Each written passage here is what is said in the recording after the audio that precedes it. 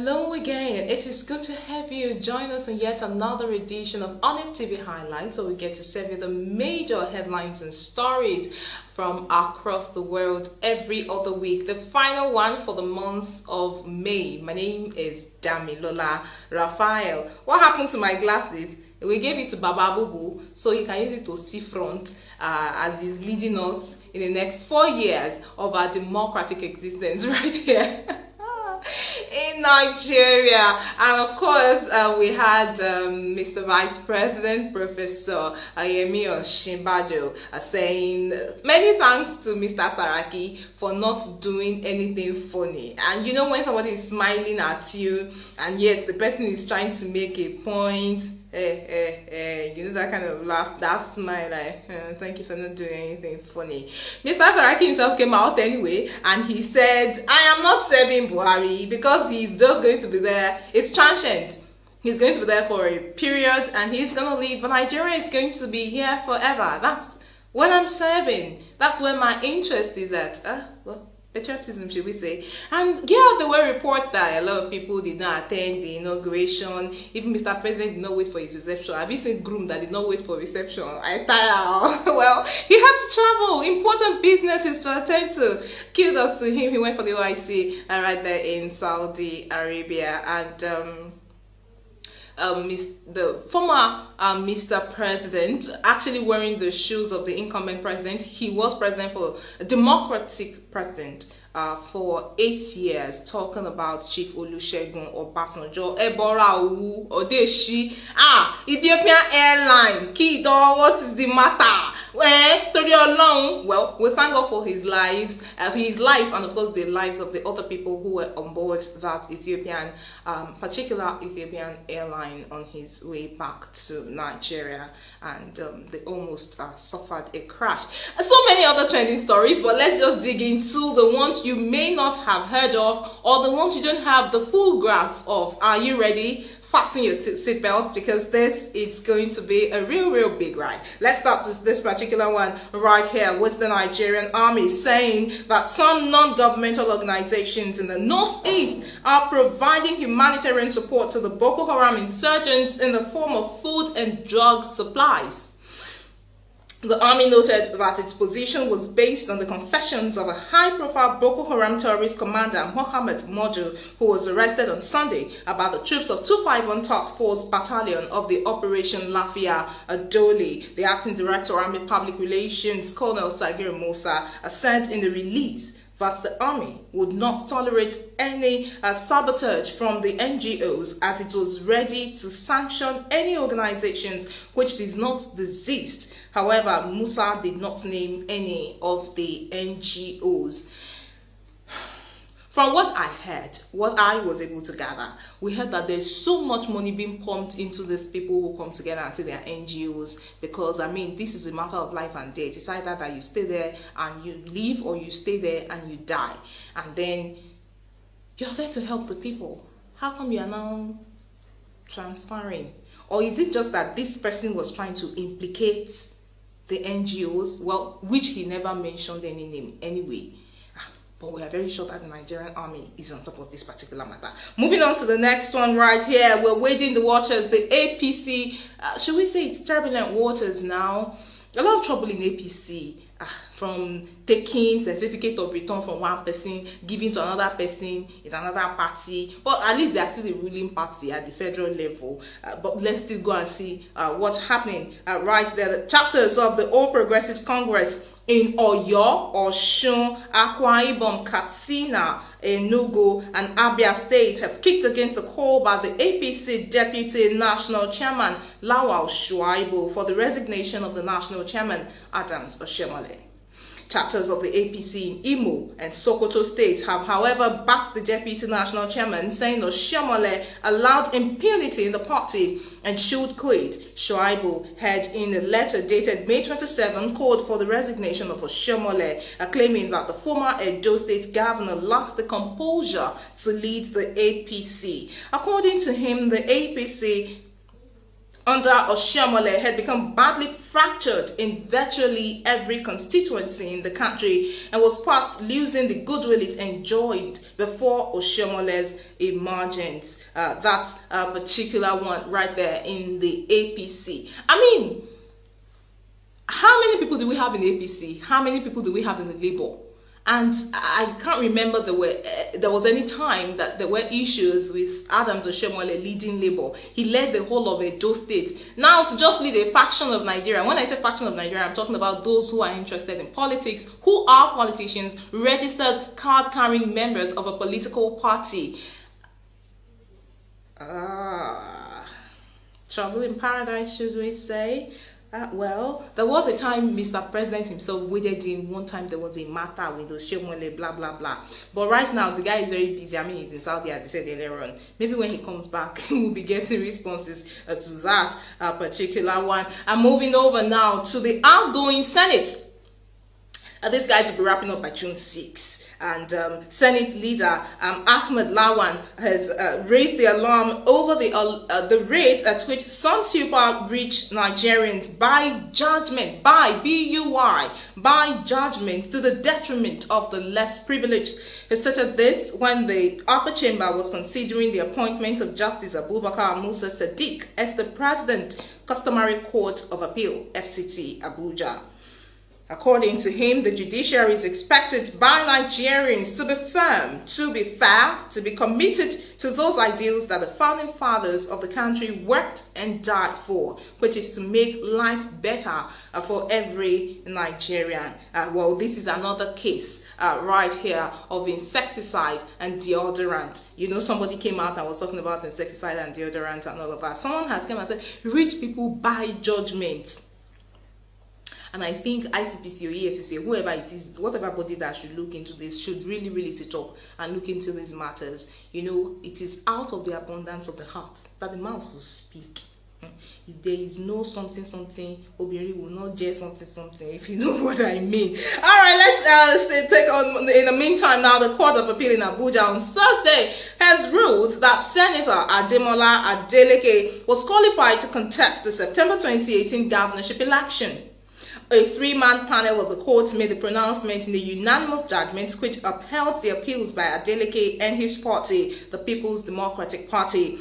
Justice Emmanuel Agim, who read the lead judgment of the Court of Appeal, awarded the cost of 3 million naira against the plaintiffs who instituted the suit before the FCT High Court, Wahab, Rahim, and Adam Abib, who were respondents in the appeals filed by Adeleke and the PDP. You know, this case, well, at least one person is happy. That's the issue. But one thing I have learned from lawyers is the fact that when they now drag you to court and everything, you can still collect money from the person. So if you have a matter now that you want to press, and you know you can win, you have good lawyers, just go and press it. You see the money you used to pay the lawyer, you will get it in court. 3 million. Yes, your lordship. We're very serious now. Now, the Economic and Financial Crimes Commission is expected to arraign the controversial official of the Joint Admission and Matriculation Board, Philomena Chieshe, who claimed that the missing 35 million naira proceeds from the sale of JAMB forms kept in her custody was swallowed by a snake in Makurdi, Benue State JAMB office. A statement by the acting spokesperson for the EFCC, Tony Orilade, said Chieshe will be arraigned alongside Samuel Umoru, Yakubu Jekada, Daniel Agbo, Priscilla Ogunshola, and Aliyu Yakubi before Justice Peter Afen of the Federal Capital Territory High Court in Abuja. From what we gathered, now, these forms were e-forms, right? Which means it's an online thing. How come the money was now not e-money? That's one. Then, Olamide Badu, Ejotogbe 36 million. Is it 36 million or 35 million? Whatever. Isha collected 30-something million in, according to Olamide's song. That snake, we will find it too. To other matters, The Economist reviews the first term of President Muhammadu Buhari and concluded that Nigerians became poorer during his first 4 years in office. The magazine, in the publication which was posted on its website on Thursday, said while the Nigerian economy was stuck like a stranded truck, average incomes fell during the 4-year period covering 2015 to 2019. The Economist in its report said, based on the thinking of the International Monetary Fund, the average income of Nigerians will not rise for at least another 6 years. I was even thinking it's 4 years though. So after fighting for 30,000 naira, we'll now come back and we'll fight for another one. But 6 years? Seriously?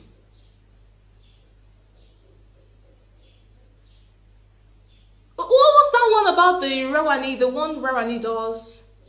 Okay, maybe we would need to go back to the books and get my business correspondent to help us with this one. But we would talk about the organized labor at this time. Now on Thursday, they have frowned, that's the organized labor, have on Thursday frowned on the failure of government to commence negotiation with its leaders and the Joint National Public Service Negotiating Council over the consequential adjustment in salaries arising from the new national minimum wage more than 2 weeks after a committee was inaugurated. The federal government on May 14, 2019 inaugurated the committee to negotiate the consequential adjustments with the former head of the civil service of the Federation, Winifred Oyo-Ita, appointed as chairman. Other members of the committee are ministers of ministries relevant to the negotiation. Now, more than 2 weeks after the inauguration, all the ministers that were appointed as committee members have left office. Now, in an interview, Secretary to the Joint National Public Service Negotiating Council, Alade Lawal, said it was not necessary to wait for new ministers to be appointed before negotiation would commence. According to him, permanent secretaries in the ministries were competent to hold forth for government. He expressed the fears that if the burden of financial implication accumulated became too high, government could begin to look for a way of reducing the amount using complex financial technicalities. We have heard that coming from different experts, and some people said eventually, right before your eyes, while that salary, the minimum wage, is being calculated, it may even turn down to 17,000. And I thought PNB said that dear ministers, Mr. President said for you to submit everything that you did, do report. He wants to see. Minimum wage, those of you who are in the different committees, it's not part of the things that you should be submitting. We'll see about that. I wish they would just give me an appointment. Supervising Chancellor. It would be so sweet. But seriously, Nigerians are looking forward, and it's just really time to wake up. It's really time for every single person to wake up. Who is going to do it? The person is not going to jump down from the sky. The person is you. It's me. We have a responsibility. And just 24 hours after he was sworn in as governor of Imo State, Emeka Ihedioha has ordered financial institutions not to honor any withdrawal instruction by checks or transfers written in the name of the state's government. A statement issued in Owerri on Thursday by the special advisor on media to the governor, Steve Osuji, said no financial mandates, ISPOs, or any form of financial instruction should be treated. The governor ordered that outstanding financial instructions already addressed to the banks in the name of the state's government should be suspended. Still in that same Imo State, there is still a lot of matters. They said they destroyed tower. They now say it's the new governor. New governor says it's contractor you are owing. At least somebody destroyed the tower. Let this matter not be like the broom they put in Aso.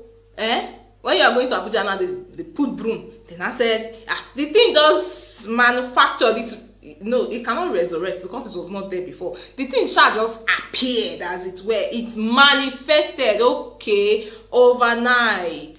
So who went to do that one too in Imo State overnight? I'm still talking about former governors and new governors. I'm in pains.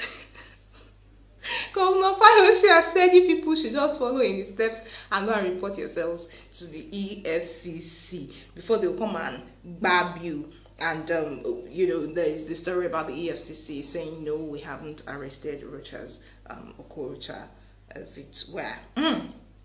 Okay, so let's move on to this one right here in checking some Metro news right now with regards to security and personal welfare. Mrs. Grace Ucha, the mother of Mr. Teka Ucha, member, Benue State House of Assembly, has been kidnapped. The police command in Benue confirmed the incidents to newsmen. Ucha represents TF constituency in Vandaikia local government and is believed to be one of the leading candidates vying for speakership right there. And listening to some historians talked about how that all of these things, kidnappings, was like what happened during the slave trade. Only this time it's people of the same color who are doing it to people of the same color for people of the same color. You understand what I'm trying to say? Because then, like, black people would kidnap black people and sell to whites. You understand?